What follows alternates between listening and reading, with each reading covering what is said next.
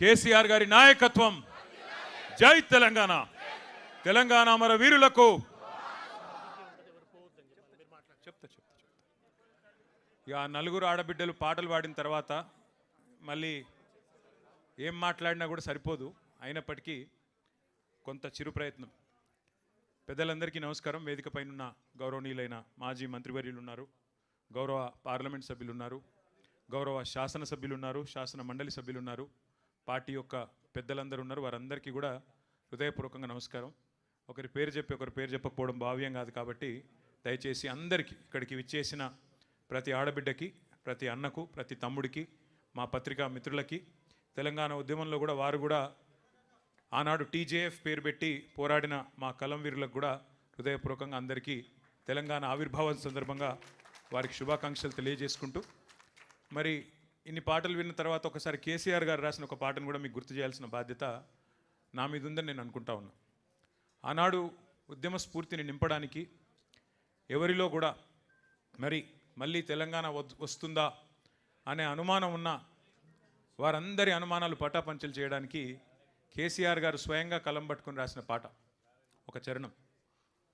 సిపాయిల తిరుగుబాటు విఫలం అయ్యిందని, సిపాయిల తిరుగుబాటు విఫలం అయ్యిందని అనుకుంటే వచ్చేదా దేశానికి స్వాతంత్రం, రాజీ లేని పోరాటమే విజయం సాధిస్తుంది, ముమ్మాటికి తెలంగాణ రాష్ట్రం వచ్చి తీరుతుంది.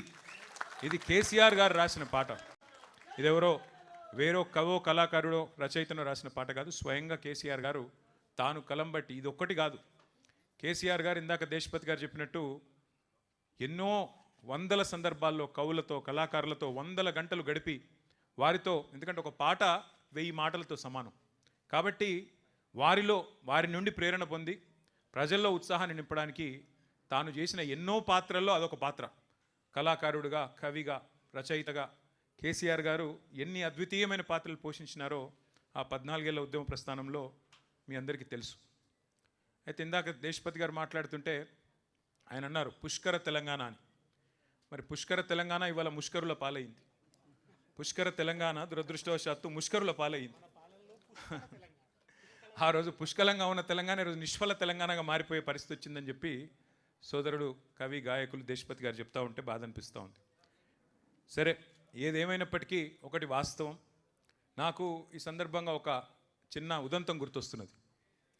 ఒకనాడు మనం ఇంకా అధికారంలో ఉన్నాం, 2018 ఆ ప్రాంతంలో. ఆ రోజుల్లో నాకు ఒక ప్రముఖ సినిమా డైరెక్టర్ ఫోన్ చేసినాడు.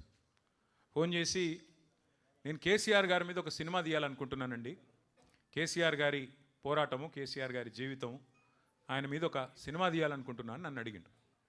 అడిగితే నేను అన్నాను, అది నేను సమాధానం చెప్పలేని ప్రశ్న సార్, నేను సార్ని అడుగుతాను, అడిగి వారి సమాధానం మీకు చెప్తా అని చెప్పిన.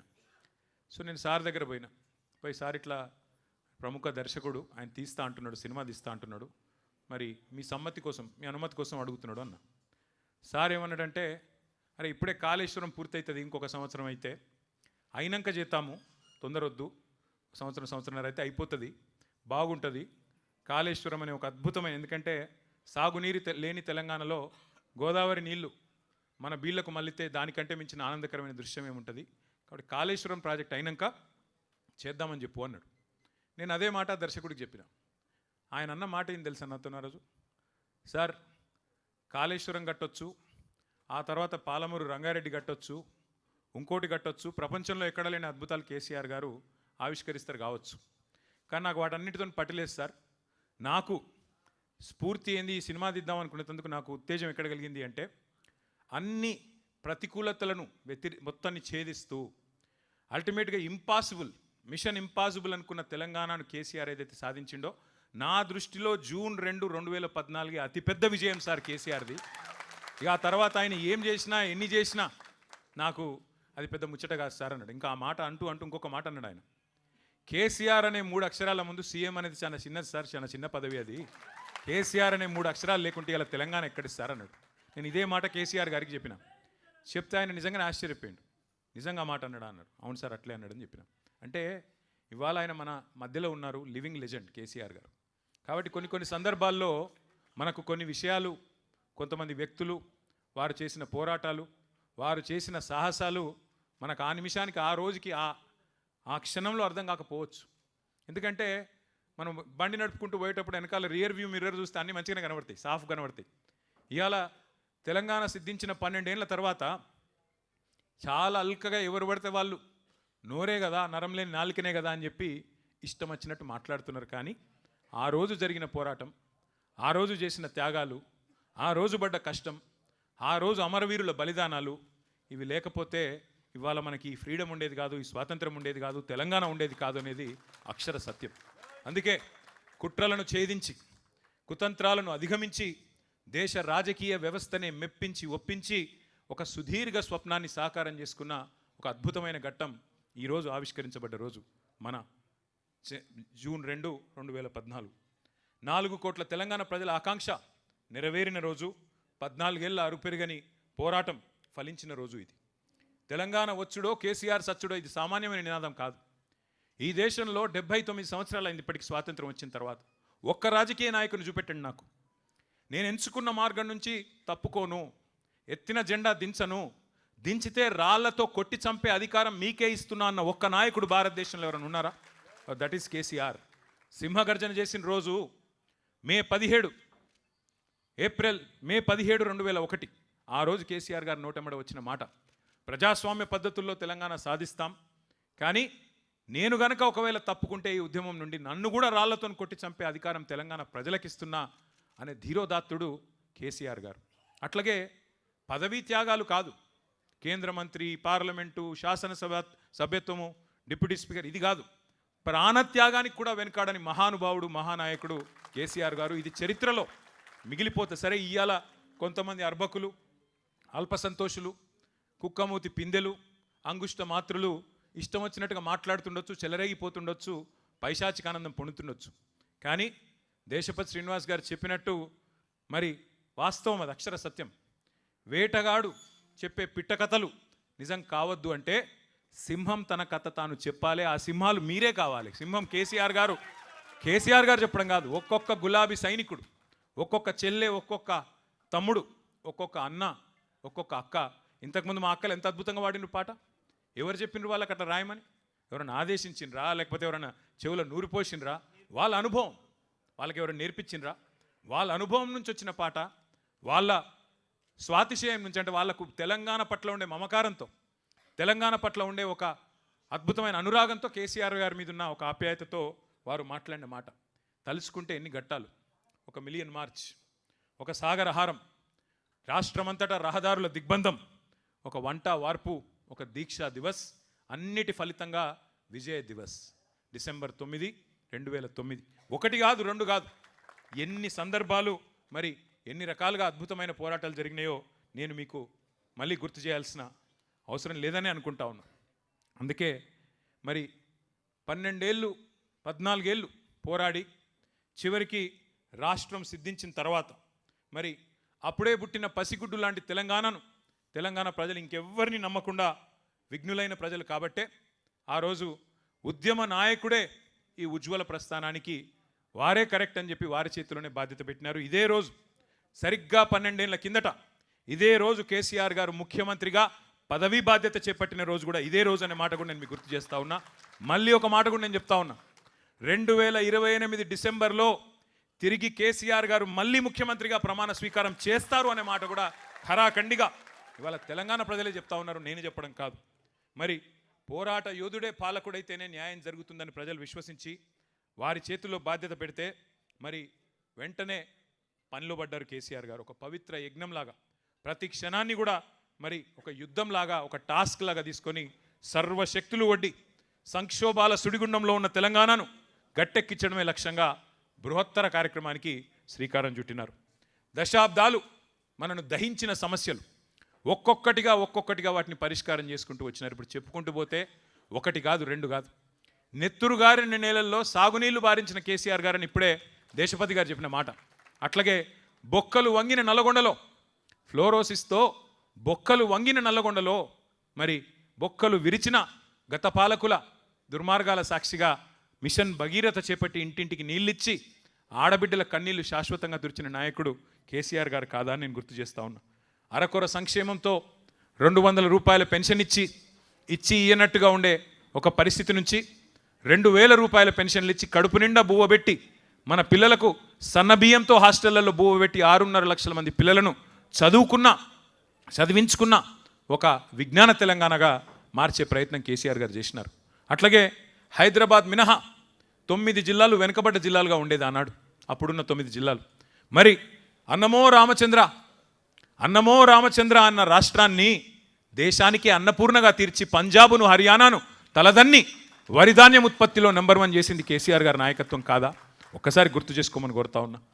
ఆనాడు పంకా తిరగది ఎండాకాలం వస్తే, ఏ అపార్ట్మెంట్కి పోయినా డీజిల్ గబ్బు, ఏ చిన్న జిరాక్స్ సెంటర్కి పోయినా ఇన్వర్టర్ లేని దుకాణం లేని పరిస్థితి.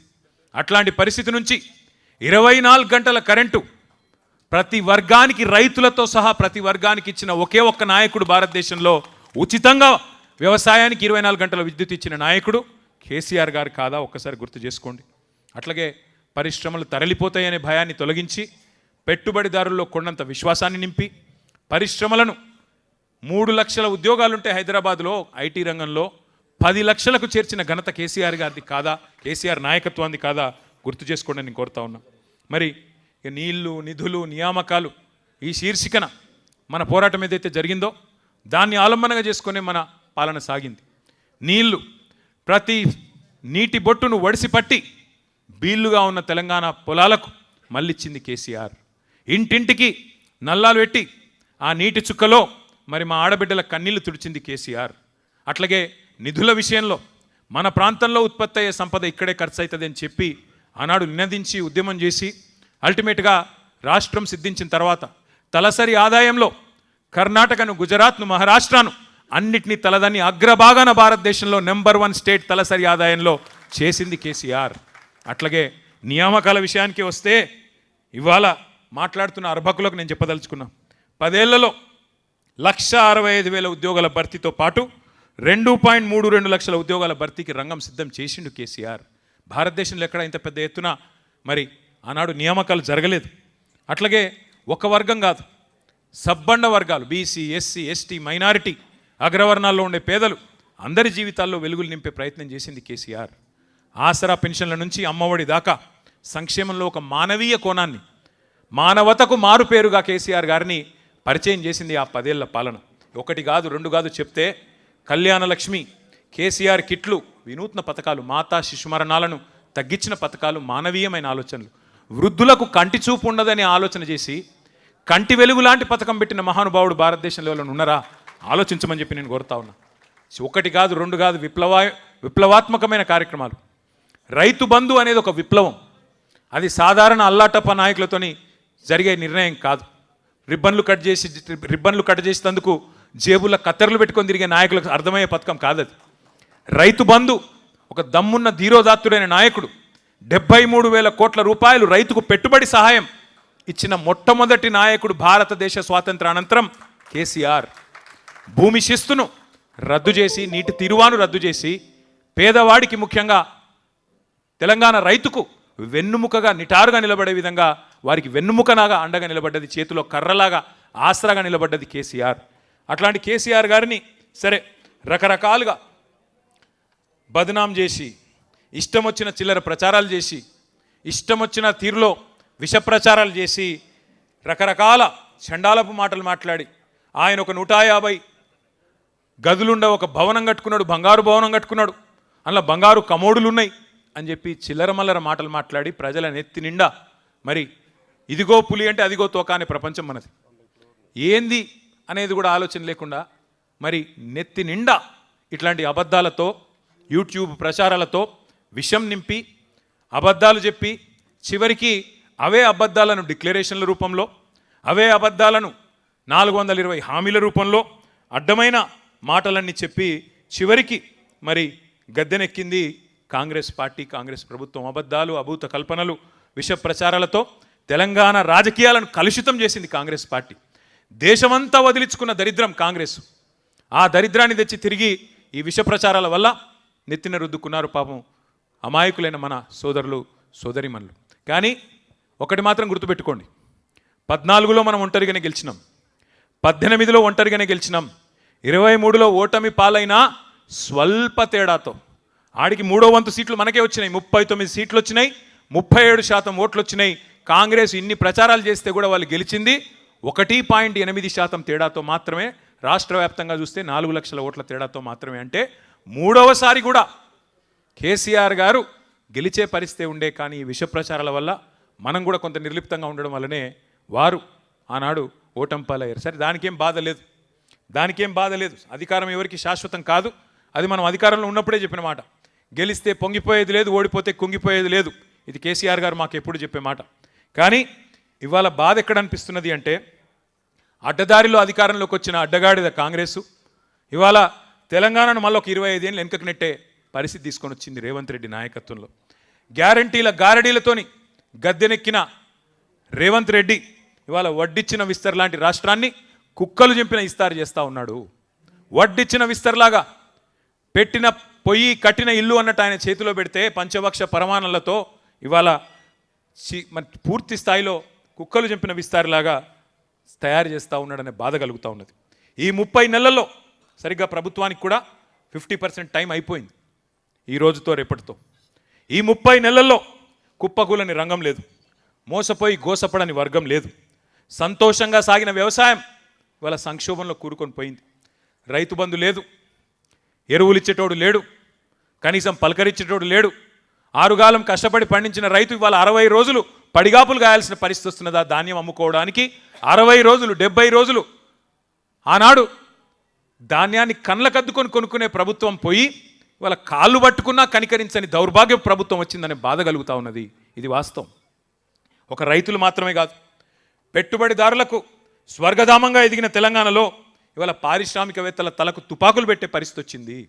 ఇక్కడి నుంచి పారిశ్రామికవేత్తలు గుజరాత్కు, తమిళనాడుకు, ఆంధ్రాకు పారిపోయే పరిస్థితి వచ్చింది.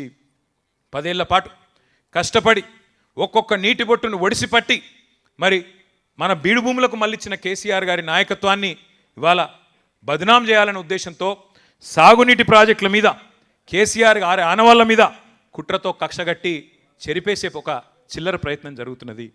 ఒకవైపు కృష్ణ, మరొక వైపు గోదావరి. ఒకప్పుడు మన కవులు పాడేది, దేశపతి గారు కూడా ఎన్నో సందర్భాల్లో పాడారు, రసమై బాలకృష్ణ గారు పాడినారు. గోదావరి కృష్ణమ్మ మన బీళ్లకు మల్లాలి, పచ్చని తెలంగాణ మరి మాగాణమై మెరవాలని చెప్పి అందశ్రీ గారు రాసిన పాట. ఆ పరిస్థితి నుంచి మళ్ళీ ఒకసారి ఇవాళ ధీమాగా బతికిన రైతును సంక్షోభంలోకి నెట్టే విధంగా గోదావరి కృష్ణా జలాలను కూడా గురువు గారికి సంతర్పణ చేసే కార్యక్రమం చేస్తున్నాడు రేవంత్ రెడ్డి గారు.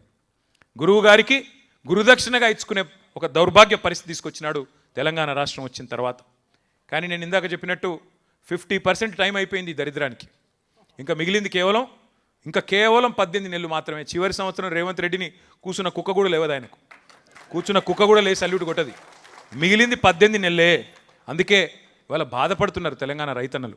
అన్న వస్త్రానికి పోతే ఉన్న వస్త్రం పోయినట్టు అయింది, ఇది ఎక్కడ దరిద్రం అని చెప్పి బాధపడే పరిస్థితి వచ్చింది. 70 లక్షల మంది తెలంగాణ రైతన్నల నోట ఇవాళ ఒకటే మాట వినబడుతున్నది. 4 సార్లు రైతు బంధును ఎగ్గొట్టిన నయవంచకుడు రేవంత్ రెడ్డి, యూరియా కూడా ఇవ్వని చేతగాని అసమర్థ ముఖ్యమంత్రి రేవంత్ రెడ్డి, పంటను కొనలేని సన్నాసి రేవంత్ రెడ్డి. ఇది నేను చాలా పొలైట్గా మాట్లాడుతున్నా, మళ్ళా ఈయన అహంకారం అని మాట్లాడతారు.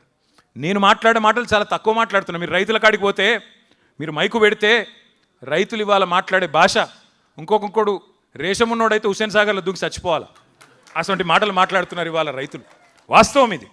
రైతులనే కాదు, తెలంగాణలోని తమ్ముళ్లను, చెల్లెళ్లను ఆశపెట్టి అశోక్ నగర్లో రోడ్డు మీద కూసోబెట్టి 2 ఉద్యోగాలు ఊడగొట్టండి, కేసీఆర్ది కేటీఆర్ది, మొదటి సంవత్సరంలోనే 2 లక్షల ఉద్యోగాలు ఇస్తానని మాట చెప్పిండు రాహుల్ గాంధీ. ఇలా ఎక్కడ చచ్చిండు రాహుల్ గాంధీ? అశోక్ నగర్కి వచ్చేందుకు మొహం జల్తలేదా? ఎక్కడ పోయినావు రాహుల్ గాంధీ? మొదటి సంవత్సరంలో 2 లక్షల ఉద్యోగాలు ఇస్తానన్న సన్నాసి రాహుల్ గాంధీ 2.5 ఏళ్ళైంది, ఇప్పటివరకు 4,000 ఉద్యోగాలు కూడా నీ ప్రభుత్వం ఇవ్వలేదు కదా. వస్తావా అశోక్ నగర్కు? సెక్యూరిటీ లేకుండా వచ్చే దమ్మున్నదా అశోక్ నగర్ చౌరస్తాకు? చిక్కడపల్లి లైబ్రరీకి వస్తావా రేవంత్ రెడ్డి? ఇప్పుడు ఎట్లయిపోయిందంటే చిక్కడపల్లి లైబ్రరీకి వస్తలేడు రేవంత్ రెడ్డి, చిక్కడు దొరకడన్నట్టు తప్పించుకొని తిరుగుతూ ఉన్నాడు సందులలో వాడి. సెక్యూరిటీ లేకుండా బయటికి వచ్చే పరిస్థితి కూడా కాంగ్రెస్ మంత్రులకు కానీ ఇవాళ ఆ నాయకులకు కానీ లేదు. వాస్తవం ఏంటి అంటే ఇవాళ మొత్తం తెలంగాణనే ఒక ధర్నా చౌక్ అయిపోయినట్టుగా కనబడతా ఉన్నది. తెలంగాణ మొత్తం ఇవాళ ఒక సంక్షోభంలో కూరుకుపోయినట్టుగా కనబడుతున్నది. పంటలు కొనండి మహాప్రభో అని కాళ్ళు పట్టుకుంటున్న అన్నదాతల ఆక్రందనలు ఒకవైపు, జాబ్ క్యాలెండర్ ఏమైంది అని పోరాటం చేస్తున్న నిరుద్యోగ యువత నిరసనలు మరొక వైపు, ఉద్యోగులకు వెన్నుపోటు. 6 నెలలనే పీఆర్సీ అన్నాడు. 2.5 ఏళ్ళు అయింది కదా. పీఆర్సీ లేదు, డిఏ లేదు, ఐఆర్ లేదు, ఏదీ లేదు. రిటైర్డ్ ఉద్యోగులు మరి వారి పరిస్థితి ఇంకా దయనీయంగా ఉంది. నిన్న కేసీఆర్ గారు అడుగుతా ఉన్నారు నన్ను, ఎందుకు రిటైర్డ్ ఉద్యోగులు ఒక్కొక్కరే ఎందుకు పోతున్నారు కోర్టుకు అని అడిగిండు సార్ నన్ను. దేవిప్రసాద్ గారిని అడిగిన నేను, ఏమన్నా మాట్లాడుతున్నారా లేదా పెన్షనర్లతోనంటే, ఏం మాట్లాడాలన్నా, ఇది చెవిటివాడు ముందు శంఖం ఊదినట్టే ఉంది ప్రభుత్వానికి. ఎంత చెప్పినా, ఎన్ని మరణ మృదంగం ఎంత జరుగుతున్నా వీళ్ళలో మాత్రం చలనం లేదని చెప్పి దేవిప్రసాద్ గారు చెప్తా ఉండే. గురుకులాల్లో ఆనాడు మా ఆర్ఎస్ ప్రవీణ్ గారు సెక్రటరీగా అద్భుతంగా కేసీఆర్ గారి నాయకత్వంలో 1000 గురుకుల పాఠశాలలు మనం పెడితే ఇవాళ గురుకులాల్లో అమాయక విద్యార్థుల మరణ మృదంగం. ఇంకా సిగ్గు లేకుండా ముఖ్యమంత్రి చెప్తున్నాడు, నేను బడి పిల్లలకే కాదు ఇంటర్మీడియట్ పిల్లలకు కూడా ఏదో పెడతా అని చెప్తున్నాడు భోజనం. ముందు ఆ పిల్లల్ని అయితే బతుకున్న పిల్లల్ని కాపాడు. నువ్వు కొత్తగా ఏదో చేయాల్సిన అవసరం లేదు, ఉన్నవి నిలిపితే చాలు. పట్టపగలే దోపిడీలు, దొంగతనాలు, దొమ్మీలు, అఘాయిత్యాలు. హైదరాబాద్ నడిబొడ్డున ఐఏఎస్ అధికారులు నివసించే ప్రశాసన్ నగర్లో పట్టపగలే హత్యలు. ఇంకా దరిద్రం ఏంటంటే 1-2 కాదు అఘాయిత్యాలు.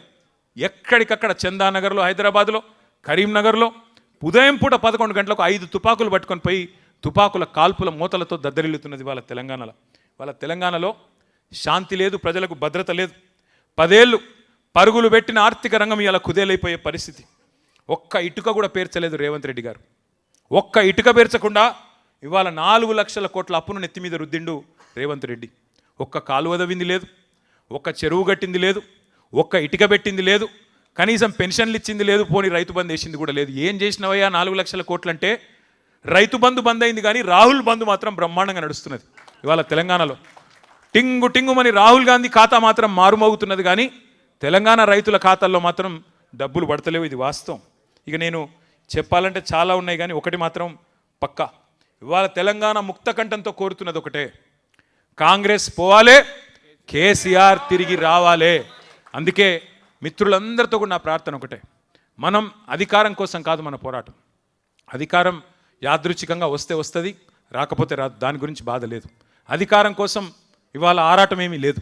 కానీ తెలంగాణ కష్టపడి సాధించిన తెలంగాణ, పదవీ త్యాగాలతో పాటు ప్రాణత్యాగాలతో సాధించిన తెలంగాణ ఇవాళ భ్రష్టులు పాలిస్తుంటే, ముష్కరుల పాలవుతుంటే, ఆ తెలంగాణ తల్లి నెత్తిన కిరీటాన్ని ఎత్తుకొని పోతుంటే, తెలంగాణ తల్లి నడుముకున్న వడ్డానాన్ని దొంగతనం చేసుకొని పోతుంటే చూస్తా ఊరుకోవడం తెలంగాణలో పుట్టిన ఏ తమ్ముడికి, ఏ చెల్లెకి ఇది మంచిది కాదు. అందుకే అందరం ముక్త కంఠంతో ప్రతిజ్ఞ చేద్దాం, ముక్త కంఠంతో పునరంకితం అవుదాం. దయచేసి ఎవరు కూడా పోవద్దు. ప్రతిజ్ఞ చేసిన తర్వాతనే ఇక్కడ నుంచి కదలాలి. ప్రతిజ్ఞ చేసి పునరంకితం అవుతామని చెప్పి అందరం కూడా డెడికేటెడ్గా ముందుకు పోవాల్సిన అవసరం ఉన్నది. ఇప్పుడు నేను ఆ ప్రతిజ్ఞ చదువుతాను. దయచేసి మీరందరూ కూడా లేచి కుడి చేయి ముందుకు జాపి, కుడి చేయి, మీరు ముందర కూర్చున్న వాళ్ళు కూర్చోండి, ముందర కూర్చున్న వాళ్ళు మాత్రం కూర్చోండి. ఇక్కడ వాళ్ళకి అడ్డం, కెమెరాలకు అడ్డంగా ఉండకండి, మిగతా వాళ్ళు కూర్చోండి. కుడి చేయి ముందుకు జాపి, దయచేసి కుడి చేయి ముందుకు జాపి నేను చదువుతాను. మీరు దయచేసి మీరు కూడా వెంటనే మీరు కూడా చేయాలని చెప్పి ప్రార్థన. సుసంపన్నమైన ప్రకృతి సంపద, మహోజ్వల చరిత్ర కలిగిన ఈ పవిత్ర తెలంగాణ నేలపై జన్మించినందుకు నేను ఎంతో గర్విస్తున్నాను. కేసీఆర్ గారి నాయకత్వంలో ఎందరో అమరవీరుల త్యాగాలతో సాధించుకున్న తెలంగాణ దశాబ్ద కాలంలోనే సమగ్ర అభివృద్ధి సంక్షేమాలతో సస్యశ్యామలంగా వర్ధిల్లింది. నా తెలంగాణ రాష్ట్రాన్ని నేను గుండెల్లో పెట్టి కాపాడుకుంటాను. కానీ నేడు అబద్ధపు హామీలతో అధికారంలోకి వచ్చిన నయవంచక పాలనలో మన రైతాంగం, అన్ని వర్గాల ప్రజలు కష్టాల పాలైనారు. తెలంగాణ వ్యతిరేక శక్తుల కుట్రల వల్ల మన అస్తిత్వానికి, ఆత్మగౌరవానికి ముప్పు పొంచి ఉన్నది. ఈ విపత్కర పరిస్థితుల్లో తెలంగాణ అస్తిత్వ రక్షణే నా ప్రథమ కర్తవ్యంగా భావిస్తూ మరో ప్రజా పోరాటానికి నన్ను నేను పునరంకితం చేసుకుంటున్నాను. తెలంగాణ తల్లి సాక్షిగా, భారత రాజ్యాంగ నిర్మాత బాబాసాహెబ్ అంబేద్కర్ సాక్షిగా, తెలంగాణ అమరవీరుల సాక్షిగా గౌరవనీయులు కేసీఆర్ గారి నాయకత్వంలో తెలంగాణ వ్యతిరేకుల కుట్రలను ఛేదిద్దాం, మన తెలంగాణను రక్షించుకుందాం అనే నినాదంతో నిరంతరం ఉద్యమిస్తానని మనస వాచ కర్మన ప్రతిజ్ఞ చేస్తున్నాను. జై హింద్, జై తెలంగాణ, జై కేసీఆర్. Thank you. అందరు మిత్రులందరికీ ధన్యవాదాలు.